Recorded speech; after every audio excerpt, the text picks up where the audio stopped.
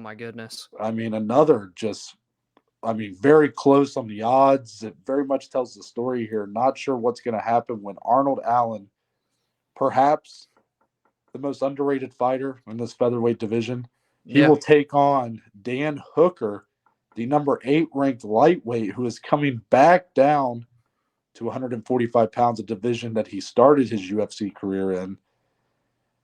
Dominic, I said Arnold Allen's the most underrated fighter in this division, and I would assume that you might agree with that, and you can give your thoughts. But I think the bigger story here is what do we expect from Dan Hooker here in a division where he moved up for a reason? He was massive as a Hmm. featherweight. I mean, he's a lanky guy, and now he's going back down.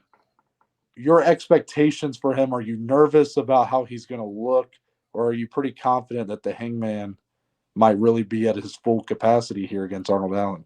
Yeah, that's a great question, man. And I think that plays a lot into why these odds are so close because people don't really know what to expect. He seems to look good from his cuts, but there's also pictures where he just doesn't look great. At the end of the day, he's a 6 foot tall guy trying to cut to 145. It's not Yeah. going to be easy, regardless of his new, nutrition that he's on to make this cut.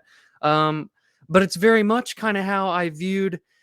He started at featherweight, right? He went 3-3, stagnated, and then he went to lightweight, had a lot of success, but now he's been relatively stagnant at lightweight. However, the competition he's been facing has been absolutely insane. Mhm. That can't be slept on there.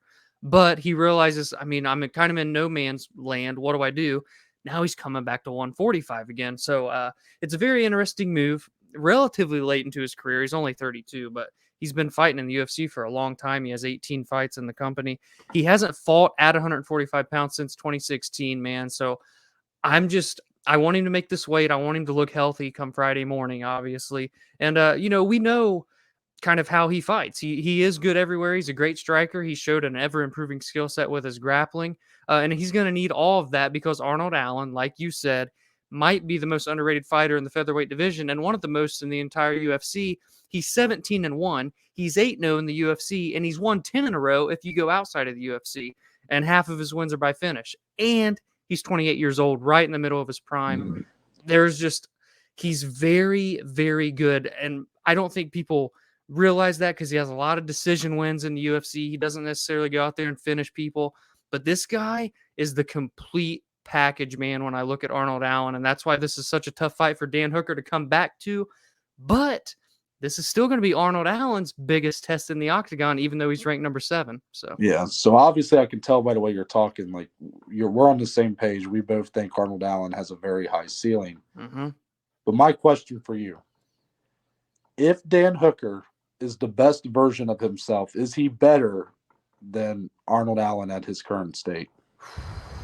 That's a great question because have we even seen the best version of Dan Hooker, especially at like Yeah. 145 pounds? I mean, if he can come in here and decisively beat Arnold Allen, I would say yes, because I think Dan Hooker still does have a decently high ceiling, being that he's only 32, and he can still make a shot at a title run, Well, man. okay, sorry. Let me rephrase.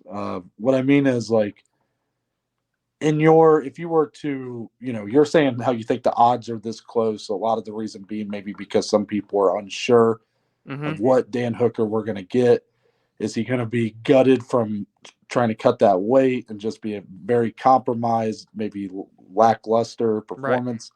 Or is he going to be like the guy who really took it to Nasrat Haqparast or Ally Quina, wins like that and had that war with Paul Felder, went to war with Dustin Poirier? My question is, if Dan Hooker is the best version of himself, like that we've seen up to this point, like premier top lightweight, the guy who nearly beat Dustin Poirier Hmm. in 2020, is that a better fighter than Arnold Allen right now? So I it's think like to you, is it in your mind, is that like the we know Arnold Allen's very good, but like he's gonna get better, I think, is what we're yes, saying. So yes. right now for me, like and I think you just said yes, so like I agree with you. That's why I'm asking, because if I thought for sure we were gonna get Dan Hooker at his best, I would probably be on the betting show putting money on Dan Hooker. Like I Yeah. think he's that good.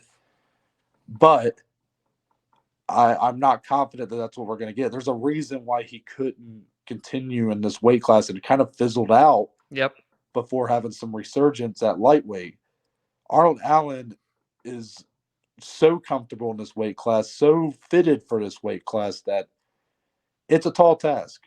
It is. It is very, very much so. But I do like your point. I see your question now, and I would say yes because simply at the end of the day, like I already said, this is going to be Arnold's biggest test. So if he can't pass it, regardless of who it is, regardless if they're moving a weight class, Dan Hooker would just be the better guy at this point in time. And the ceiling is always still going to be there. So Dan Hooker has a lot to prove to show that he's not just some guy that's, what do I do with my career? He doesn't want to be put into that kind of bottle. And for Allen, he just needs to prove that I am legit. I'm number 7 for a reason. You're going to know my name after I beat Dan Hooker. There's a lot on the line, a lot of storylines for this fight. This is probably, honestly, this might be the most important fight on the card in terms of just the careers of both guys. Yeah, because I mean, Dan Hooker, you look at the way his careers went, and he's sort of at a crossroads. I Yep. mean, the end of his lightweight run wasn't as kind to him as, many others, while Arnold Allen is really just looking to get more respect, more eyes on Yes. him. This is his biggest fight, his biggest placement